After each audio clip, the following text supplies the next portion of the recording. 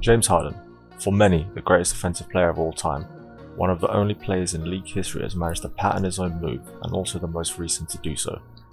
Let's see what the worst thing about this player is. Whether you like it or not, he's capable of smashing some of the best defenders and your favourite team. The worst thing about Harden is his inconsistency, specifically in the playoffs. There are some nights where he seems invincible, as we're used to seeing, and there are others where we hardly see him as an all-star. I have two theories about where the origins of these inconsistencies could be from.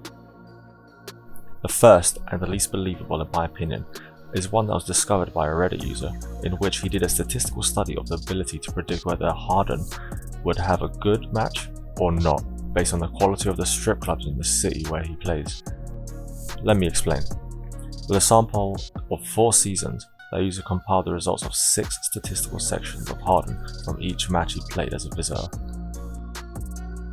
The points he had scored, the percentage of successful shots in the field, number of threes made, free throws made, assists, and turnovers for each match. He ranked the strip clubs of each NBA city through Google reviews of the top 10 locations that appeared in the search engine. The results found showed Harden's best performances during the time period were in Toronto, which had their strip clubs rated as the worst city on the list, and performed his worst at Miami, one of the leaders in the adult entertainment industry. Harden's performances can be predicted on average that he performs 20% better or worse depending on when he's visiting a city with a good or bad strip club. If that's a bombshell, I don't know what is. But, as I said, this is one of the theories that I find less convincing, to me at least. Yes, I'm sure that a good party will affect your performance the next day, but to say that such a player plays better or worse because of the level of entertainment that a rival city has, I find it quite ridiculous. My other theory is that he just doesn't have that Mamba gene. As Chris Paul has said, as soon as some things get complicated and your team needs you to win a game, some have been born for these moments, others are not. You know, when it gets to clutch time, fourth quarter, some people built for it. Some people shy away from it. You know, you saw Dame, all that stuff. Like some people built for it, man, and we're gonna keep hooping. Literally, when the Rockets needed James the most in the playoffs, he has historically never been able to take that step forward. Like players that Jordan, Kobe, Carmelo, Chris Paul, Damian Lillard, and many more were able to do so, and do so night after night. His weight and fitness have been the thing that his team has always tried to improve, and they have never entirely been satisfied with the results. According to Kendrick Perkins, we see him every summer. James posts pictures of him losing God knows how many kilos, but when the competition returns, those kilos just all of a sudden come back, like on their own. Besides, am I the only one who sees him as somewhat fat? Whether true or not, there have been evident in previous years where he had run out of power for the postseason due to excess of minutes during the regular season. I still think it comes down to the question that he just doesn't have that Mamba gene. In 2015 Conference Finals against the Warriors, after dropping 3-0 against them in Game 5, Harden only scored 14 points and recorded 12 turnovers to finish the season.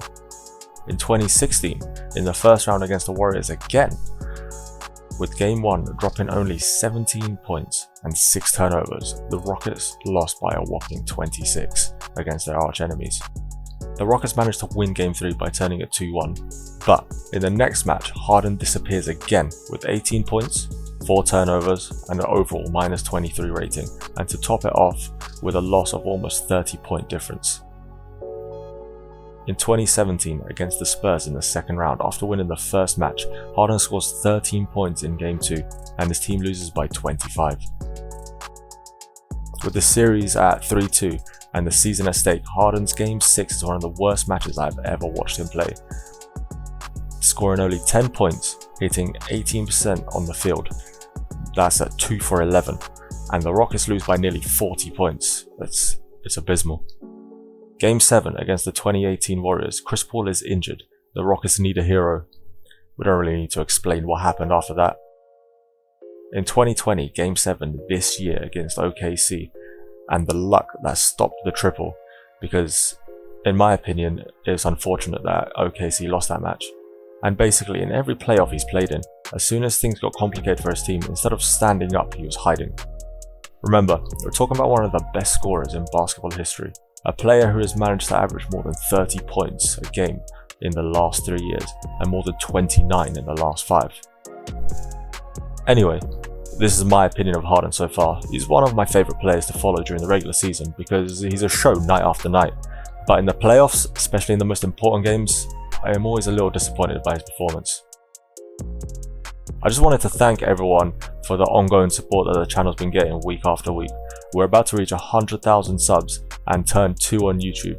I really hope you continue to show the support and love that I've been getting, and I really can't express how much I'm grateful for this. That is it for now.